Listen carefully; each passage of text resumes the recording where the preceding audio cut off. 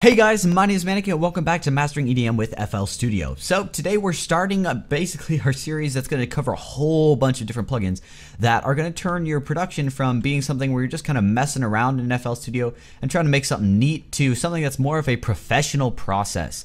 And we're going to learn a whole bunch of things in the series, but we're going to kick off this series by talking about basic synth design because it's probably the first thing you want to learn just because it's going to be the funnest part and or possibly one of the most difficult parts. It depends on how you look at it. But this is going to be a two-part video here. We're just going to kind of split this up to make it so it's a little bit more manageable for you guys. So without further ado, we're going to click Add Channel, and then we're going to go to 3x OSC. And this is the default patch. I haven't changed anything here, obviously, because I just popped it open, and it sounds like this. So really simple. So what we're going to talk about today is waveforms for the most part. So the first waveform we have here is called a sine waveform. And you can tell right here we have a whole bunch of different options to choose from. These are our waveforms, and they all have a very distinct tone. So if you listen to a sine wave, if I do a low note, it just kind of sounds smooth and solid. Actually, let me turn off Fruity Limiter as well, so that'll make it so it's not changing it much. Yeah, we're gonna have to turn up the volume level though, so we'll just do this. There we go. So this is our sine wave. It's very smooth and it's very distinct. Now the next one we have is a triangle. This one, it's most of the time it's called a triangle, but sometimes it has a different name. Just keep in mind it's this shape, and this one is very much like a sine wave, except it has some harmonics.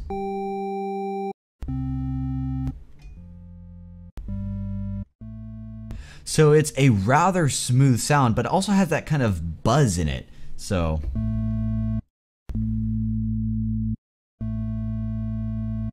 that's a triangle. Now this one is, you use it, I'll talk about the uses later, but for now we're just going to go through the rest of these. So the next one here is going to be a Sawtooth waveform. Now this one is kind of like a progression you'll see here. So let's just listen to it for now. So if you notice, it's much brighter than the sine and a lot brighter than the triangle as well. So we'll kind of watch this progression here. So that's basically the difference between these waveforms. Now you'll notice there are a few other ones here. So this one here is called a square or pulse waveform, and it's actually a different play on the other, on kind of like the sine wave and the and almost the triangle. So it's basically what we're doing is we're getting the sine wave, and instead of making it peak right here and right here, we're doing this sort of square thing. And what this gives us is a very hollow sound. So what we have is, it's kind of like the sine wave in some ways, and it's kind of like the triangle. And it's a lot brighter, but it has a much different characteristic from the saw, even though it's very bright.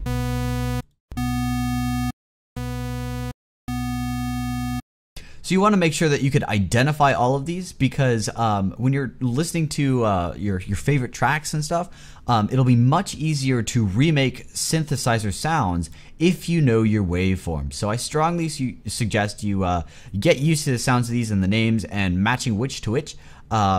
But for now, I'm just going to cover some of the miscellaneous ones. This is an oddball. It has this sound. It's kind of a weird, but that's because this is one of the ones that this particular synthesizer has built into it. You'll notice when you start getting into other synthesizers, like if we get to, I don't know, what's a good example? Toxic Biohazard might have some. Okay, so here we go. We have right here. You can see there's a waveform right here. And this one's a triangle. We already talked about that. This one says sine, even though it looks very different. This one says sine, and it looks exactly like a sine. And you'll notice each of these different ones are kind of, odd. So various synthesizers will have their own unique waveforms typically, unless they're modeling synthesizers like, I don't know, I don't know if this is a good example, but SAR has pretty much just default options, I think. So we have, this is the LFO, but if we, here we go, oscillators. Yeah, this one's not going to be as easy to show here, but SAR is actually supposed to be mainly for saw waves. Despite the fact that you could change some of the sounds. So so this one, it actually pretty much just specializes in using saw waves. So so that's one of the ones that doesn't necessarily have extra waveforms. But yeah, so we have right here, if I recall correctly, yep, is where you open a waveform, and you could use that as a waveform or a oscillator. So and then we have a few others here. I don't know what this is. Yeah, okay, so that's white noise. White noise is actually surprisingly useful. So despite the fact that it's just like this, please excuse these ones here. Let's see if I can mute them. So we're gonna go, this is the octave, this should be the volume of these ones, I believe. Yeah, there we go. I don't use OSC 3x that much, 3x OSC, just because I prefer to use other synthesizers. This one's pretty basic, and you may use it, but for the most part, it's just when you want something simple and easy, like you just want a saw or something. So this is white noise, and then back, because these oscillators were on, they were kind of changing the sound a bit. So we'll listen to these again. Sine wave. So you'll notice it's smoother than before because we don't have these ones as well. And then triangle. Saw, and square. So you'll notice now the saw sounds very thin, unlike when we had these in, it didn't sound as thin. So so keep that in mind. Those are the sounds. And once again, yes, noise, despite the fact that it's just white noise, it's actually pretty stinking useful. So these invert it. You don't really need to know what that is, but it does kind of just change the sound a little bit.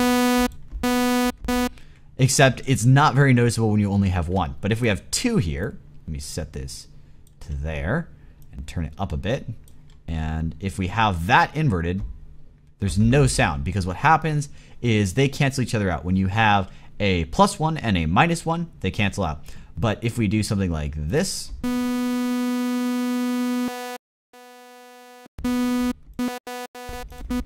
you'll notice it changes the sound a lot, because we're stacking different waveforms, and when we invert it, it does different things. So that's pretty much it by way of waveforms. We'll start to get into some of the things over here, where we'll actually learn how to do just rather simple tools, but then we'll also touch on the envelopes and LFOs that we were using before. And we can actually start doing stuff with synthesizers now, using those, and I can show you some pretty cool things you could do with those.